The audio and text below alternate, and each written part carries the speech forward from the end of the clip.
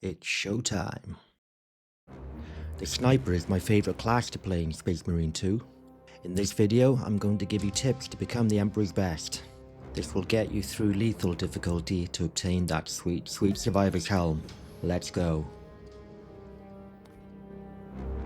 The sniper excels at single target damage, but is better in a support role. Your main goals are to eliminate long range enemies, stun melee enemies, and clear the field of traps. Snipers are also usually best positioned for resing fallen teammates. Before we go to gameplay, let's have a look at the build. For the primary, the laser fusil is the best pick, mainly because of its high piercing and it doesn't need to be reloaded. Here's what my perk tree looks like.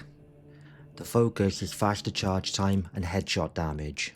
With all perks active, you will get nearly instant shots, which will melt enemies. You can swap charging immunity for the third headhunter perk, but it's not necessary. For the secondary, you're stuck with a bolt pistol, just pick whichever one you want. And with the combat knife, just make sure you pick one with fencing.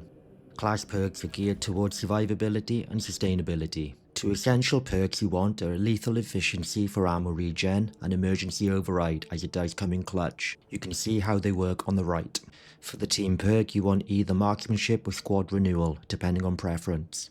With that out of the way, let's look at what makes a sniper so special. The sniper's class ability is the Cloak. It's got huge utility, letting you do things like raising your teammates with low risk, losing aggro so you can reposition, and finding ammo and objectives easily. Some perks do increase your damage coming out of Cloak, but I don't rely on these. It's worth noting you can cancel the effect early, so you don't have to wait so long for it to charge to use it again. Now on to things you can do to be a better sniper. Tip number 1, scoping out between shots. This is a habit I picked up from playing sweaty first-person shooters.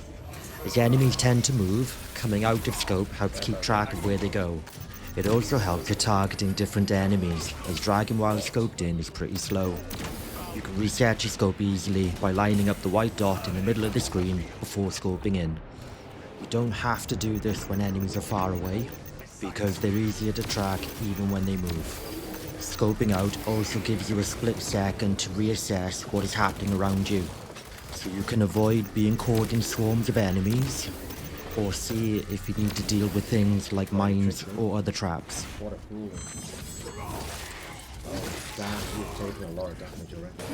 Number 2, stun enemies over killing. I tend to prioritize stunning enemies over killing.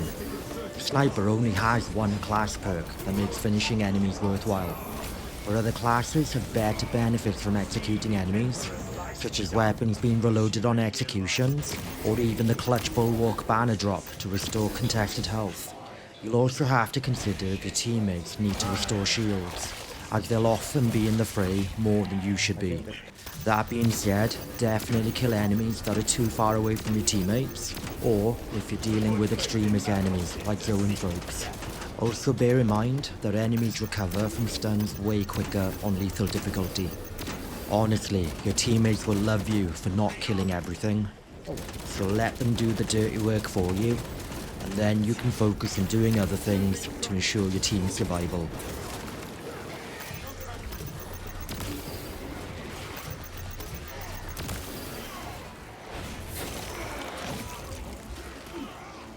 Number 3, be prepared to parry. Sometimes you'll be in a situation where you're swarmed by enemies, or you'll be out of sniper ammo. This is where you'll have to use your trusty knife. Most enemy attacks can be parried, and most enemies have very predictable attack patterns.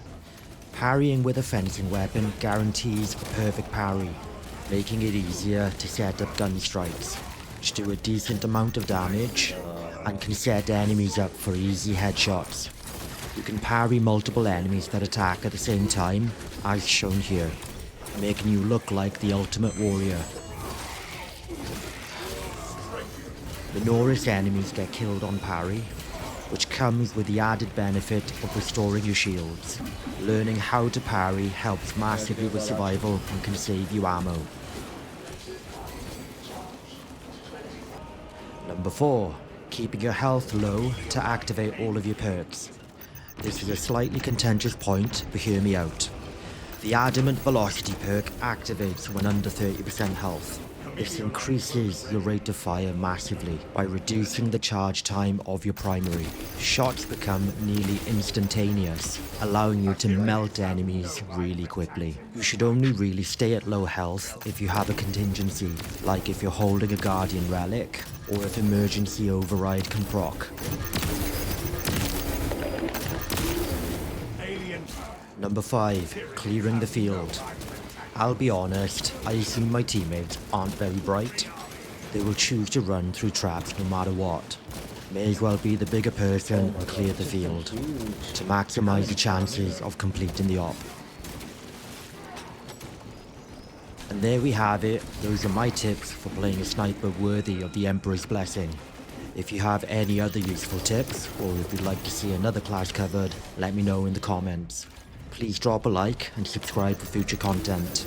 You can also follow me on Twitch for my live streams at Dardy Gaming. Thank you for watching this video. I'll catch you in the next one. Peace. Feel free to watch me solo this Neurothrope. No.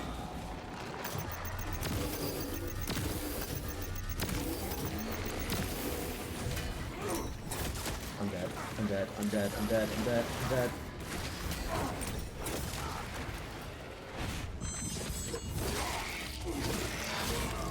I'm not dead. Numbers are no match for our trade.